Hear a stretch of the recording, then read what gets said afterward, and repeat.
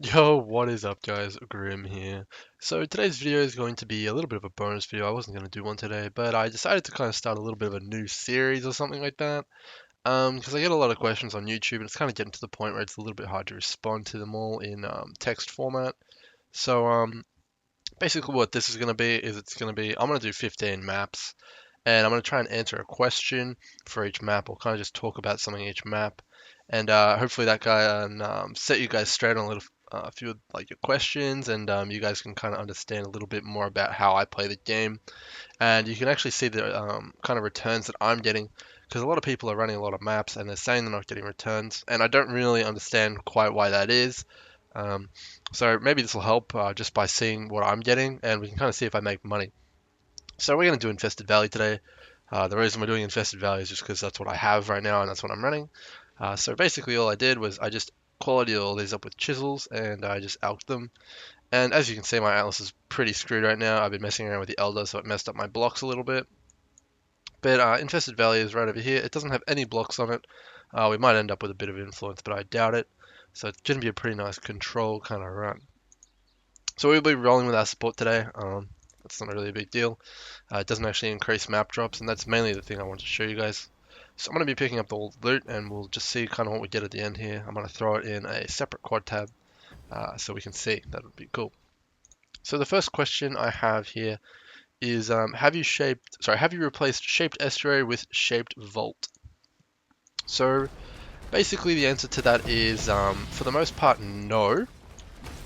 The reason I'm running shaped vault right now is because my map pool is really massive, and I kind of just really wanted to be selling maps instead of running them, especially with the higher tiers. They're worth so much money, and I'd just kind of really be wanting to make money instead of just expanding my lower kind of map tier pool a little bit more.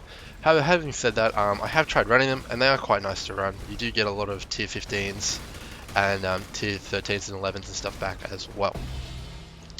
So yeah, I've been running them a lot, but I've also been selling a lot. So 11 chaos each, that's nothing to scoff at in terms of like returns, and that's been really nice. However, it is really important to note that I don't use Zana breach on them at all or anything like that. I don't even sextant them, and the reason for that is that just yellow sextants are way too expensive. It's just not worth it. I don't believe you're going to be getting your money back unless you're going really hard with a Wind Ripper kind of character, and you're just like full magic find and all that good stuff. Having said that though, just running them like kind of like vanilla, standard, with chisels on them is very nice. And you can maybe throw on Fortune Favors the Bold as well for a little bit of kind of spiciness there. If you get breached, that's excellent. If you don't, that's okay too. So that was a pretty good map there. We definitely made our money back on that one. So yeah, just in general, another reason I'm running Vault right now is just purely for the fact that I don't have, I'm not using my yellows on Atoll. Right now I've got Estuary shaped just because I wanted to get a few more map returns, but generally I'll shape up Vault, I'll sell them because I don't put yellows over here anymore. And that's really fantastic, lets me make a little bit more money. So I guess kind of the point of this video is really to show you the map drops because a lot of people are having a lot of trouble with that. There we got another return there.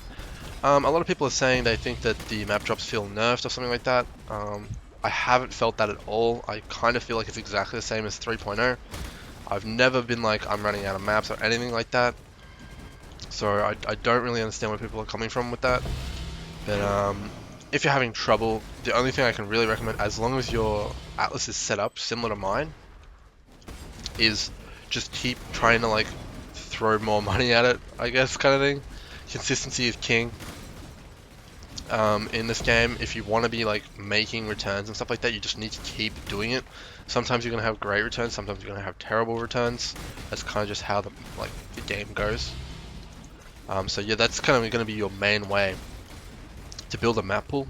At the start, when you're just like starting out, so all this money you're gonna be getting from drops and stuff, I would just buy more maps with it. So you're gonna get the map returns from your map, but then you're also gonna be getting map returns from the amount of currency you're getting. It doesn't cost a lot to roll these maps, so you're not actually going to be losing out on much. Especially if you're running something like Dunes. Those are really nice, they're quick, and you do actually get quite a few maps from that. So that map kind of sucked there. We got one map back. So yeah, so far we are sustaining. We've run 2, we've got 2. So that's pretty interesting, I guess. You'll notice that we're not killing the boss in these maps.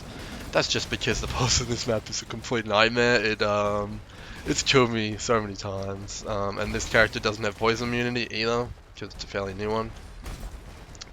And it's also pretty long. Like, you can notice these are pretty quick, and it's just no trouble. But with the boss, it does take a little bit. These are really good to pick up. A lot of people don't. They're worth about 1.5 chaos each, because tier 15 maps are really expensive right now, so you want to be picking those dip cards up. On Neversink's filter, it is actually kind of hidden. Super annoying that is, so I had to go in there and change that, but you want to be picking those up. Kind of strange we haven't been getting too many abysses here, which kind of sucks. Ooh, those are worth some money as well. I think at least they used to be. Not sure if they still are. So I missed a bit of the map there, that kind of sucks, but what are you going to do? So yeah, generally abysses are where you're going to get a lot of map drops, but we're not getting too many abysses here, so that really sucks. Those are like kind of where I feel like I get a lot of my returns. I do every single abyss and I make sure to open the chest at the end. It's very important. The chests can drop maps there, so that's really fantastic. So you'll probably notice, oh, he's getting so much loot, but he's got to support that. We will be dividing all the loot by 2 at the end, just so that you guys can get a really accurate kind of picture of how much money you're going to be making from these things. So these sextants, I sell them. They're worth 6 chaos. That's really nice. I'm not going to count any uniques because I think they're kind of random RNG, so those aren't very good to count here. So we'll move on to the next question here that I've got. Do you recommend Zana Breach on Shaped Atolls? Okay, so Zana Breach is kind of a bit of a double-edged sword. You're pretty much always going to make your money back at least from Zana Breach. I mean, sometimes if you get unlucky and get like 2 tall breaches, you're not going to make your money back. But in general, you're going to make your money back a little bit, which is nice. It's nice. It's pretty much a guarantee. It's quite good. And it does drop a lot of loot, which is also very nice. But the downside is, you'll notice, breaches take 30 to 40 seconds, like straight up. Like there's no way around it, unless you're skipping half of them or something like that. And you probably don't want to be doing that if you're investing 6 chaos, right? So if you're not getting Zorf or Chola, you're probably getting a little bit unlucky there, and you're going to be losing a little bit of money. But on top of that, there's also the time investment you need to consider. Time is one of the most valuable resources in this game, and if you're kind of burning it, like on Breach, then you're not making money in the rest of the map.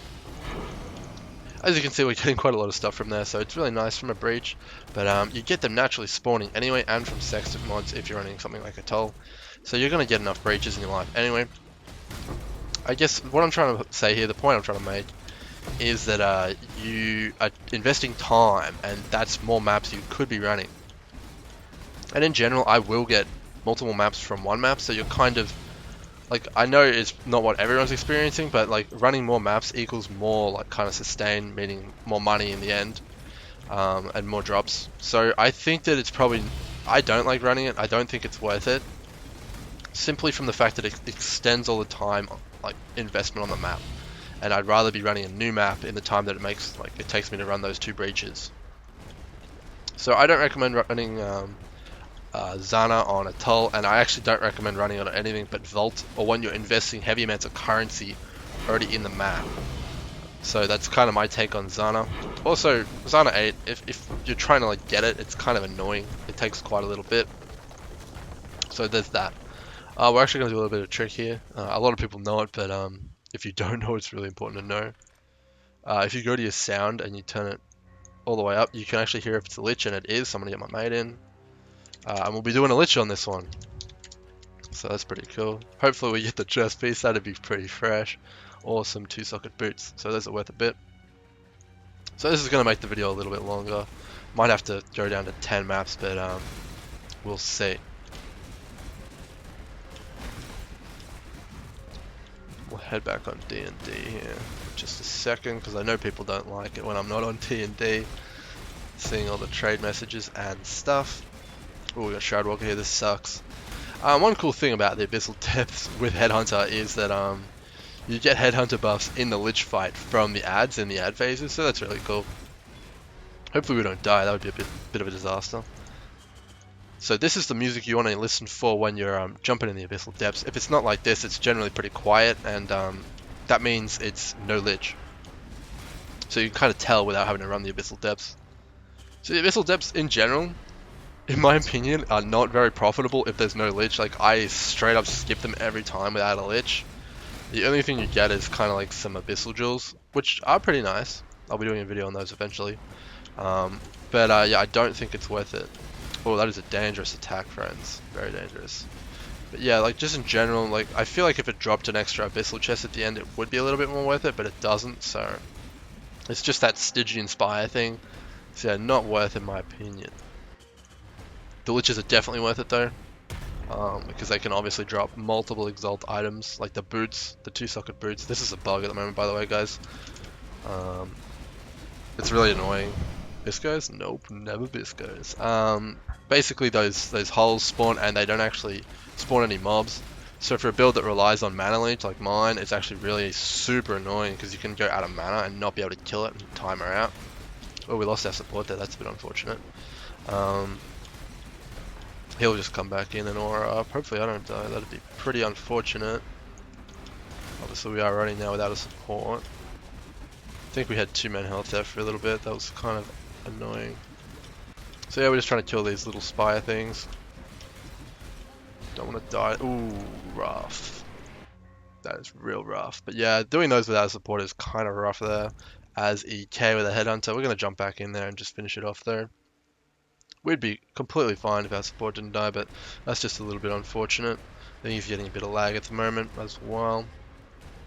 So we're going to jump back in here and get through this. Running a bit low on the life here as well. Generally I have 6.3k, but this is a new character. So we'll finish this guy off. And we'll jump back into our maps.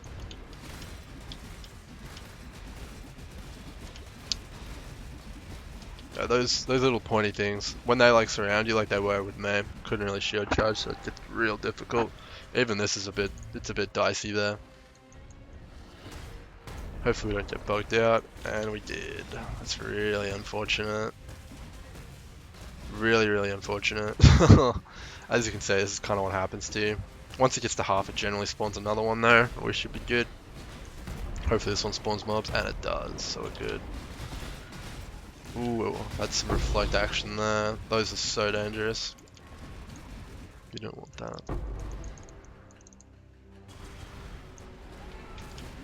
So this is going to be finishing the lich off. Generally, if you don't have a support with you, light poacher, that's alright. You really got to watch out for these still, because they don't despawn straight away. It's a real big trap. But yeah, generally without a support, it's a little bit dicey doing liches yourself on a build like EK, especially in T13s and stuff like that. As you can see, I was having a bit of trouble. You can do them. If you're on soft core, it's fine. Just jump in there, just die a few times. It's okay. Obviously, it's not kind of ideal, but you can get the loot out of it if you're not worried about your XP. That's completely fine. Generally, I do them deathless, but obviously, it's a bit difficult when you got that 2-player hell. So that's a bit annoying, but yeah, you should be generally fine to do those yourself. So just kind of like, I'm going to continue touching on Zana Breach there as well in a second. Let's make sure I threw in a else map there. I hope I did. Yeah, I did. Sick. So this is a 76% more monster life map, so that's going to be a little bit interesting. We have our heralds on, we do. So we'll finish this map off here. So yeah, with Zana Breach, yeah, as I said, just the time investment isn't really worth it in my opinion. Also, I don't particularly like doing Breach. I feel like it feels a bit kind of sluggish and tedious. I much prefer just continuing plowing through the map, just powering through. This is a bit rippy here. With that more monster life, he took a while to kill. So abysses can be a little bit rippy as well. Those big kind of sidey hand guys. Wow, another abyssal depths. That's pretty surprising. So with those sidey hands here, they go invisible and they can just run out and one-shot you. I've seen a lot of hardcore players. Pretty sad about that. So you just need to look out for those. There is no good way to kind of dodge those, in my opinion. It's just going to be like a case of tanking the hit, and hopefully you don't get one shot. However, the more mobs you kill around it, the kind of more damage it does. It kind of soaks up the souls for its special ability. So that's kind of why it hits so hard. If you kill a ton of the abyss mobs around it, it's just gonna whack you like a truck. And that's kind of the problem with those abyss mobs right now. I feel like they're a little bit overtuned. It's not a heap of counterplay, especially when they go invisible and start running really fast at you. So the reason I pick up these small maps as well is just because when you're doing anything to do with the Elder and the Shaper influence, you really do want to have a complete map pool of everything. Because when you're trying to push stuff around and influence it and stuff like that, nudge him, kind of get him where you want, you do need those kind of lower, less popular maps to kind of push him around on. Next question is, why did you stop using a yellow sextants on Atoll? I think I just put a rare one in there. I did. Why did I stop using yellow sextants on Atolls? So basically the reason, and most people know this by now as well, is they are just so expensive right now, guys. They are like 6 chaos each. They do drop obviously quite frequently, as we can see here. But yeah, 6 chaos each is just really expensive. Like, you're not going to be able to make that back in a map. And using my kind of rule of thumb, which I like to use, which is kind of like foolproofing it so that you don't get unlucky and kind of screw up your predictions, is that you take the amount of sextants you need, so that would be 3 yellows for Atoll, and then you double it. And sometimes you can over double it just to be safe on maps which have really bad blocks. But Atoll has pretty good blocks, so you don't need to do that. But even then, 3 yellows, that's 6 yellow sextants, 6 times 6, 36. 36 chaos for 3 maps. It's very difficult to make your money back, guys. Super tricky, and you're basically going to be relying on a divination card drop rate. So you will obviously have an increased chance to get those div cards from all those sextants and stuff like that, adding nice stuff to the map and stuff like that. But really, I don't like RNG in this game. I try and minimize it wherever I can, and obviously removing like that kind of gamble from my maps and just running stuff like this to make money is kind of what I prefer. So that's kind of why I'm not using yellow sextants. However, if I'm doing Val wins, I have been using them. However, I still don't think it's worth it, even with Val wins. I think I'd still rather just run the 2 white sextants on Atoll and just kind of keep going like that. Because it's just so much money, 36 chaos. Really, like, even with Val wins, it's difficult to make it back. However, you're probably going to make it back with Val wins. But I just don't like getting unlucky with those sextants. Sometimes you can put 10 in on Atoll. I've done it before, I've done more than 10 before, and it just feels really bad. Very bad. Like, that's just so much chaos. 60 chaos for 3 maps is not something I want to be doing, and it's the reason I really don't run Vault and don't really like Vault. Kind of on that topic, in my previous video I said that the div card rates are quite rare. Obviously all that stuff is just based on my experience, kind of what I've seen. If the rates are different, that's completely possible. As I said, obviously I obviously don't have a like kind of table of the drop chances or anything. That's not really a possible thing in PoE, just because of the amount of variance in the game. Obviously every single monster has a different drop rate. The different rarities of monsters have a different drop rate. So that's all just going to completely throw out any chances you can to kind of calculate drop rates, like kind of straight out the window. So as you can see, that map was pretty bad. Like, we didn't get really much of anything from that.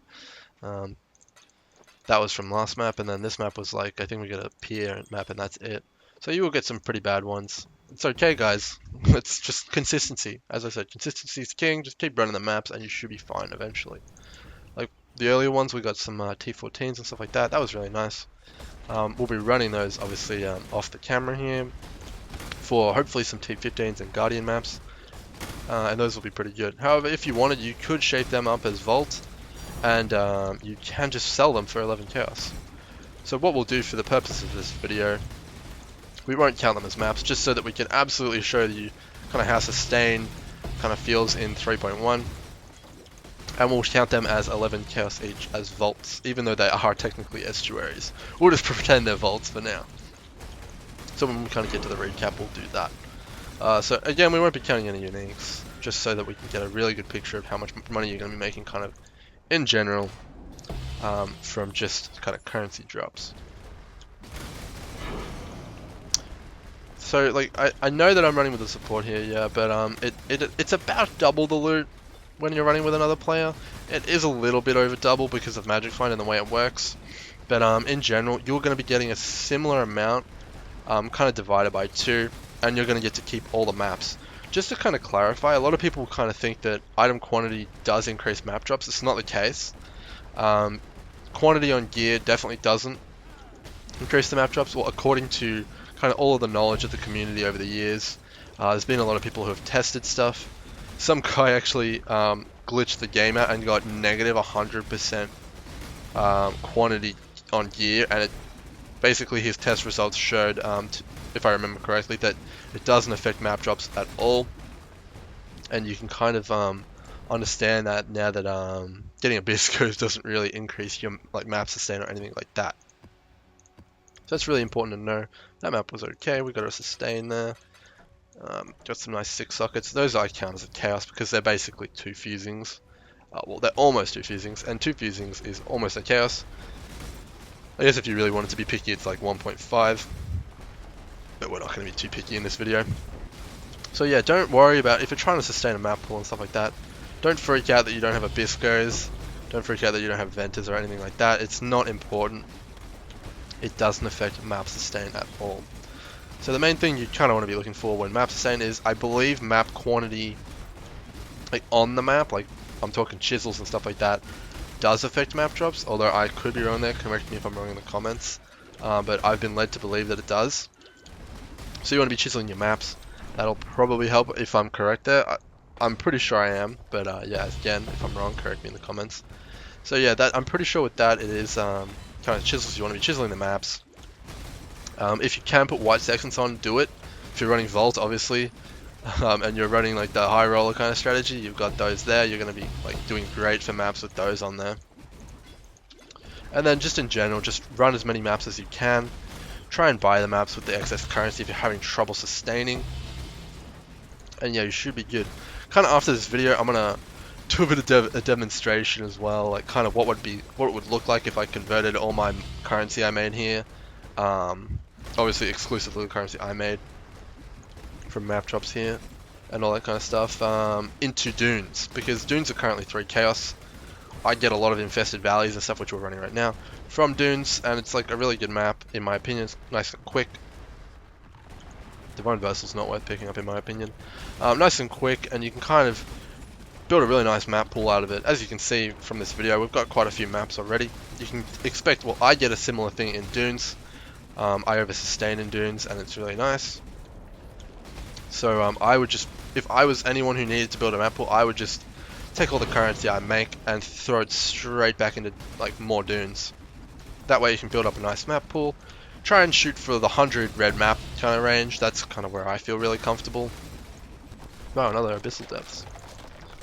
Oh, I kind of hope it's not a lich. I don't want this video to go too long.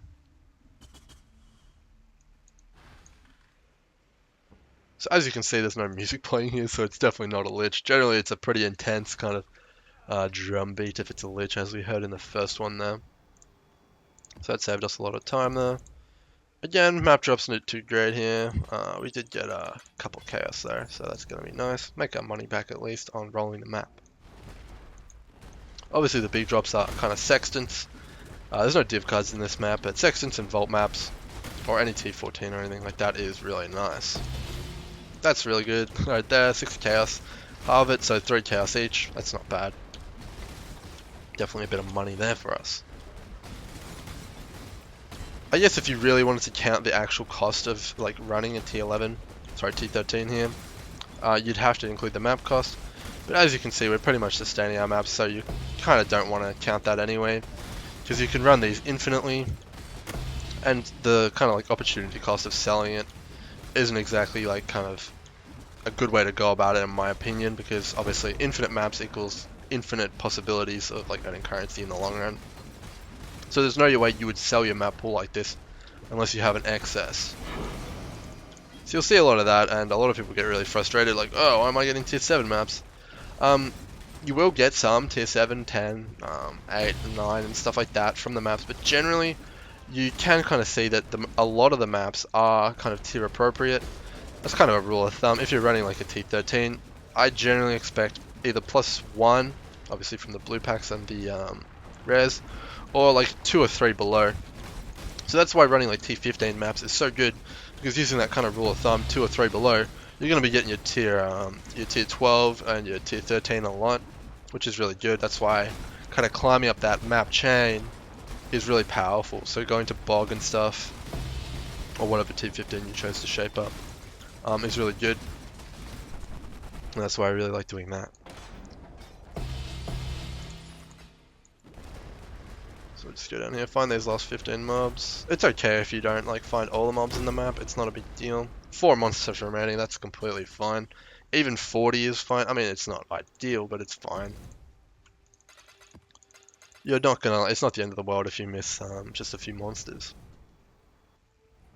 So even if we don't make our 15 maps back here, that is okay, because the higher tier maps will drop us, like kind of, as I said before, more tier appropriate maps. So it's going to drop on average more red maps than the tier before it, which means we'll kind of be getting a lot from that, and that'll be really good. So again, there's nothing I'm doing here which is kind of special or anything like that. I'm not really getting any map increased kind of drops from playing with my support or anything like that. So you don't have to worry about that. Playing solo is going to give you exactly the same kind of map returns as playing in a group. And I think the reason for that is they didn't want to kind of like incentivize playing in a group over playing solo.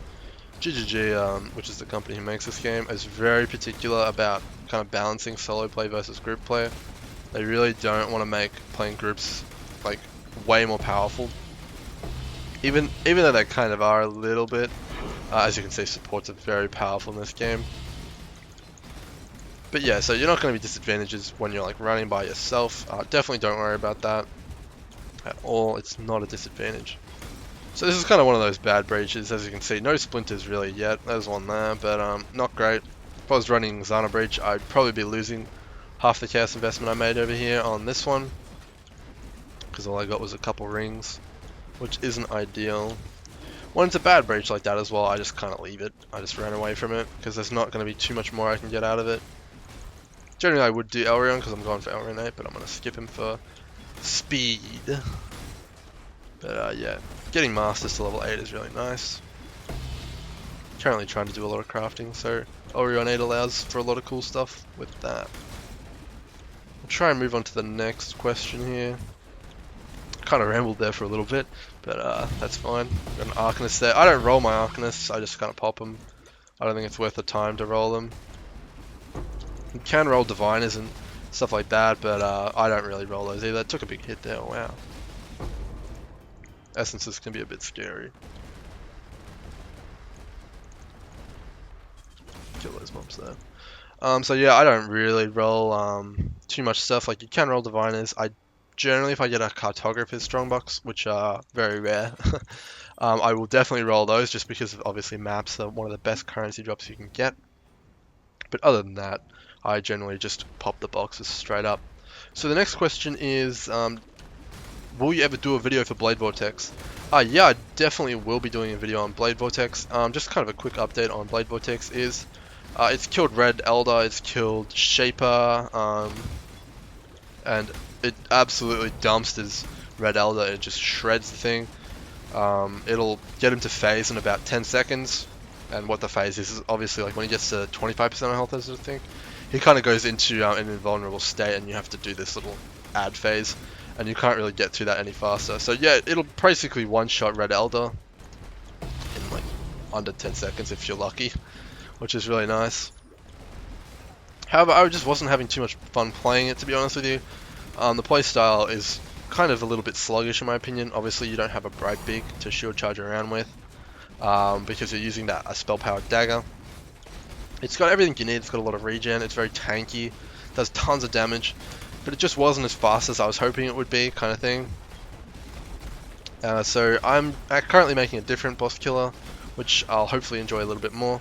I will be still taking you guys through how the Blade Vortex character works and all that stuff though, because it's a pretty cheap option if you can craft the dagger yourself.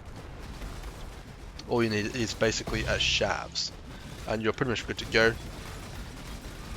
16 shavs, which I would personally link myself. I link all my items myself, but yeah, it's okay. You can kind of buy one if you want. You're probably going to come in at around the 15 or 20x range if you're buying the dagger as well. Depends on how good a dagger you get though, they can be kind of expensive if you're trying to buy it off another player. But if you're crafting yourself, it's basically just the shabs, which is really nice. So yeah, I'll be making a video on that. I've got some footage of me like killing Elder and stuff like that, which I can show you. I've got a lot of videos coming out on Elder actually, and kind of how he works and if it's worth farming him and stuff. So Blade Vortex video will be coming up. I look forward to that. But generally after that video, I probably won't be playing too much of it. I got a new build which I'm trying out. It's so far being pretty promising. It's very expensive though, so that's kind of why I'm going to be doing a lot of farming for it. But yeah, that's coming up, and you can look forward to that. It'll be a full guide, kind of similar to how I did EK. Kind of on the topic of EK, part 2 is coming. I've just been really busy lately, guys, so that's kind of been why it's not here right now. I've been doing a lot of stuff for PoE, specifically associated with the website, which I'm making, which I'm really excited about, like kind of sharing with you guys. So it's gonna be really cool, and that's kind of Blade Vortex and where it's at. So the next kind of question is, I just don't want to die to a volatile here, so I'm kind of a bit worried. Not getting any map drops, doing everything you're doing, and have full MF gear on, help please. So yeah, kind of as I said earlier, Magic Find gear isn't going to increase the amount of map drops you get at all, so Biscos and all that kind of stuff isn't really a factor. Kind of based on what we know as a community right now and how the game works. So that's not really a problem. You could be wearing even more quantity, it wouldn't make a difference. And then, like honestly, like I can't really help too much past what I've already done in terms of map sustain. I can maybe recommend running Bloodlines. That will add more magic monsters to the map, which can drop +1 maps, which will maybe help you a little bit. However, I've never done this, and I don't really think it's worth it. I think you'd be better off just spending that 3 chaos on another map instead, because you're kind of spending 3 chaos to potentially get a map when you could just spend 3 chaos on another map. So that's kind of my take on Bloodlines. As you can see, there's a lot of maps dropping. I don't think you really do need it. I mean, you could say I get lucky, but this is kind of how it is all the time for me. I don't really understand the whole not get any map drops there. So that's kind of one of the points of these videos. So you can kind of see how I play, see the kind of RNG I get, and kind of in general what you can expect from that. Just one other question I really want to answer quick, which isn't on my list here. Oh, where's my loot filter? When can I get the loot filter? Like, when is it available? The loot filter is something I don't want to put out until it's ready. And currently, I haven't had a whole lot of time to work on it, because I've been working on website stuff. But when it is ready, I'll be releasing probably 3 of them, each with varying, like, kind of degrees of strictness. And those will be going on the website, so they're really nice and easy and accessible for everyone to download. There's going to be a full description of what each one does and kind of filters out, and when I recommend to use it and stuff like that. So there's going to be no confusion on that, and I will make a video about them when they're ready. They'll cover like divination cards, filtering out uniques and all that kind of stuff. There's probably going to be a beginner one. There's going to be a 1 chaos kind of threshold one, so everything that's worth 1 chaos or more. And then there's going to be kind of the one that I use, which is fairly strict, which filters out the kind of 1 chaos items, because I'm not too interested in selling lots of individual 1 chaos items. So that's the kind of update on the loot filter. So I think we've just got 2 maps here to go. Yeah, looks like it, and then we'll get a recap. Not sure how long this video is going to be, but it's kind of just a discussion video anyway, where you guys can kind of get your questions answered. Do you need a Biscos to run a toll? Just straight up no. Obviously at the start of the league I didn't have one straight away. The map is fine to run without Biscos. You're obviously just going to be making a little bit less money than what you kind of see in videos like this. It's no problem. I would have no trouble running it myself without Biscos. You're still going to make money. Everything's still going to be fine. As long as you have maps to run, you're going to be making money. Doesn't even need to be a toll, just run maps. Atolls nice because of the div cards and obviously the white sextants, but no problem running any other maps, so don't worry about that. Absolutely don't worry if you have no magic find gear. Completely okay, guys. Oh, porcupines, please no. Those can be really dangerous if you don't shatter them. I've died a lot of times to those. Next question. Why don't you stream? So the reason I don't stream, guys, is because, well, I've said it before, but my internet is complete bad. It's just bad. Yeah, I could use a lot more strong words than that, but it's terrible. For uploading, it's going to make my game laggy. It's very noticeable as well when I play. The stream overall is laggy as well. It's very blurry. You won't be able to see me very well. You won't be able to see the game very well. I drop a lot of frames when I play, so it's going to be a bit stuttery. So I don't think it would be too enjoyable for many people to watch. And I'm not a big fan of putting out content that I don't think is good. So that's kind of why I'm not streaming at the moment. If things go well and kind of the website kind of goes hopefully the way I think it is, it's possible I may be able to stream in the future with a better internet. But currently I just don't think it's something too many people would enjoy with the kind of quality which I can put out for a stream. So that's kind of how that is. I'm also pretty short on time right now, so I'm thinking these videos might be a little bit kind of like a substitute stream. It kind of feels like I'm streaming a little bit. So if you guys enjoy these, make sure you let me know in the comments and I can do more of these. So yeah, that's kind of why I'm not streaming at the moment, and kind of my stance on streaming in the future. So last question I've got here is, I completed all the maps on the Atlas. What do I do? So this is a thing that a lot of new players do, and then they kind of realize, hey, I actually really like this game. I'm gonna play a bit more. I've got a few more goals. I want to get a headhunter and stuff like that, but I've got all these maps completed. I can't really do what all the streamers and stuff are doing. Oh no. So it's not really a big problem. Currency in this game, while it does feel bad to waste it, kind of on something like that, it just kind of gives you another goal to work towards. So what I would recommend doing is just do yellow maps, maybe do some of your red maps, do all the ones you can, just farm up as much currency as you can, just run them with alchemy orbs on them, get all the red sections that you've dropped, and then sell the yellow ones and buy more red ones, and just start taking the red maps off from the lower tiers first. So what I'm talking about is take the tier 11s off first, take all those off, and kind of just sit back and be like, yeah, I did that, that's a cool achievement, no problem there. Ooh, got a bit out of mana here. So yeah, just take those off, and then kind of work on the tier 12s, and then kind of finally tier 13s, and once you've done that, you're actually a-okay to run shaped tier 11s, so that's a toll. I wouldn't recommend running your T12 until you have all the T11s, 12s, 13s, 14s off. But yeah, so once you have those tier 11s, 12s, and 13s off, you can run those shaped tier 11s, just like I'm doing here. And you'll actually get more map drops than me on average, because you'll have a higher Atlas bonus. So that'll be really cool for you. If you've completed the full Atlas and you don't want to go for the Atoll strategy, you can check out my strategy video out there. The Vault strategy actually does complete a lot more maps than the other two strategies, Channel and Atoll. So I would recommend trying that one out if you kind of want to do that. However, its entry level is quite high in terms of currency. But if you have currency to spend, you can just unshape the kind of 15s and 14s and run Vault. But yeah, if you're running Atoll or you want to run Channel, just start by taking the tier 11s off and kind of work your way up. There's no rush in this game. The league's on for another like 2.5 months, so you've got plenty of time, and just take it easy and kind of try and learn as much about the game as possible.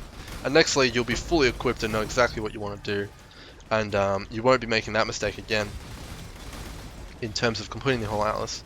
But if you're a new player and you don't really mind, most people recommend completing the entire Atlas, just killing Shaper, having fun with it. Because that really is basically the end game of the game.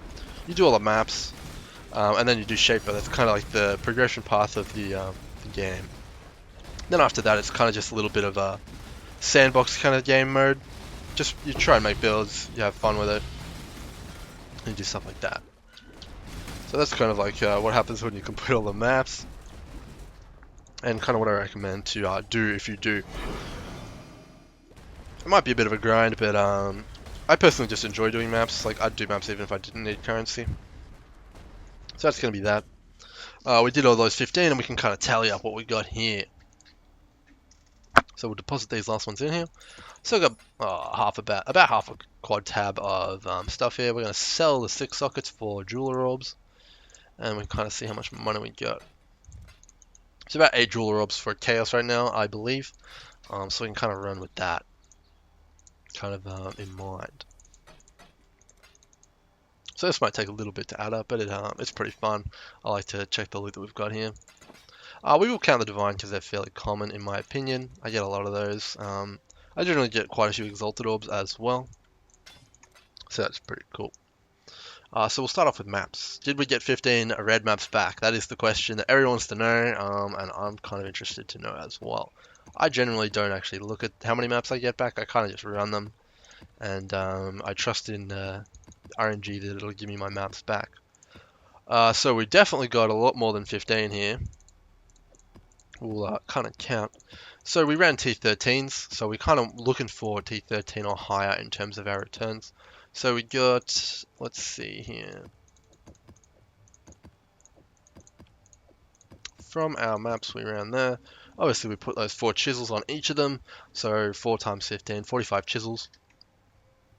I don't know how much that is right now, I haven't checked the price of chisels, but it's not too bad I imagine. So from that we got, it looks like we got 9 infested valleys back from our 15 there. We got 3 estuaries, which are the tier higher. And then looks like we got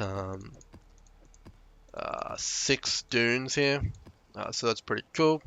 And we got 2 atolls. And that's all without completing the boss. Completing the boss probably would have netted us 3 or 4 more maps. So yeah, as you can see there, we gained a pretty nice amount of maps. We gained 5 extra. And then we got all these yellows that we can choose to sell or run or whatever you want to do with those. So that's really cool. I actually got a few more yellows here. That's kind of how it goes. And you can kind of expect to do that. If we chose to sell the estuaries, we'll kind of assume that we did. We still made more than enough maps to continue mapping and all that good stuff. But if you're trying to sustain, obviously you'd run these and you'd have a good time with that. So we're going to count those as 11 casts each, pretending they're vaults for this example.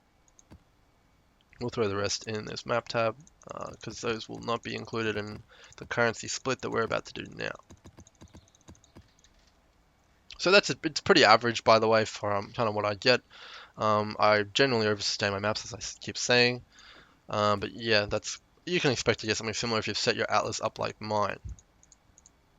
So we've got 2 unique maps here that we got. Nothing too special there. Those aren't really worth too much money. We're not going to count those. So what do we actually get for money?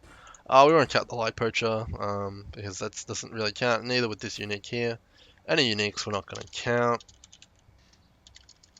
At all. So we're just going to try and rely on the currency here.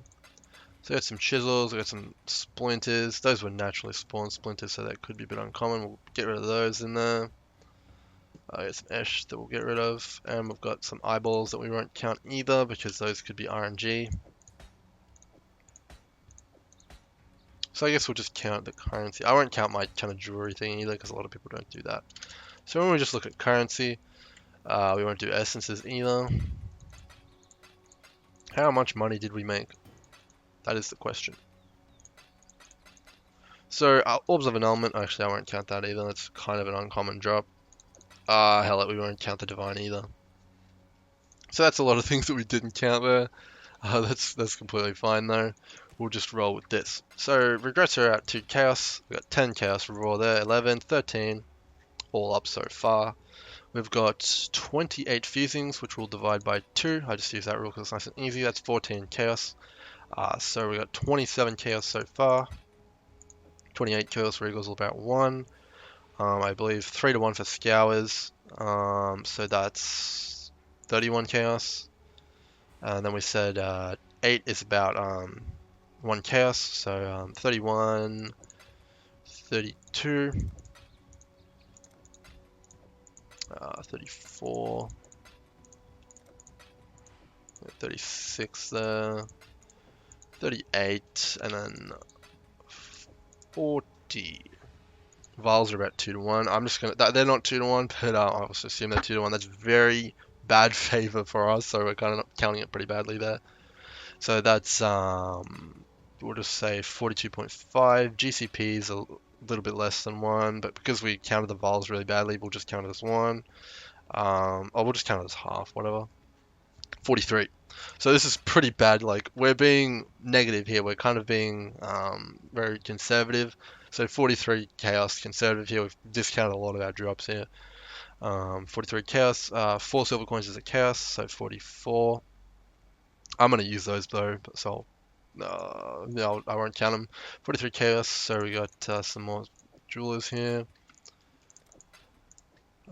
45 chaos, and then we got 45, 46. That's basically 8. 46 chaos. Alks are 2 to 1 right now. So I'll just write this down so I'm not kind of losing it. Calculator 46. If I've made a mistake with this kind of addition, just take it easy on me, guys. It's in the morning right now. 46. So that's plus 10 chaos. So yeah, at that time of this filming, Alks are worth around 1 chaos for 2 Alks.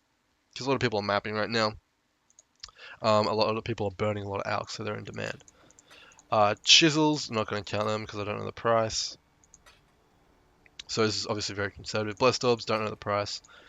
So these are about 6.5, but we'll just count it as 6. So that's 21 and 77 chaos. These are 6 as well, plus another 21. 98 chaos. We'll just count these as well. These are 2 chaos each, plus 8. So we come up with 106 chaos there. Let's throw the vaults in. These are worth 11 chaos each. That's plus 33. If we decided to sell those, 139 chaos total. Was what we made in those 15 maps, divided by 2 because we're running with support. 7 chaos around about, we'll say 69. 69 chaos, so we took about a lot of our stuff out there. That's with no uniques, no splinters, nothing. I don't think we got extremely lucky or anything like that. We didn't count any of our high-end drops or anything like that. So hopefully you guys enjoyed this kind of different type of video. It's probably a bit long, but I thought it would be really interesting for you guys to see.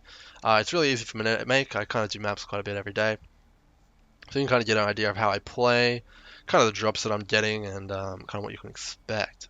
If you want to see more of this kind of content, this kind of format, make sure you let me know. If you don't, then let me know as well, because I won't make any more, and I can just focus on doing other things, and that'll be really good. If you have questions for the next one of these, I'll probably do at least one more. Drop them in the description, and I can kind of include them there. I basically just take them right out of the YouTube comments, and I write them down here. So if you have any kind of questions, let me know. Again, thanks for all the support, guys. I really appreciate it. It's really amazing. I really like being part of this community. It's really fun. I like that you guys don't kind of come down on me too hard when I make a mistake, and it kind of allows me a lot of freedom to make content without being too worried about kind of backlash. So thanks again, guys, and I'll see you guys in the next one.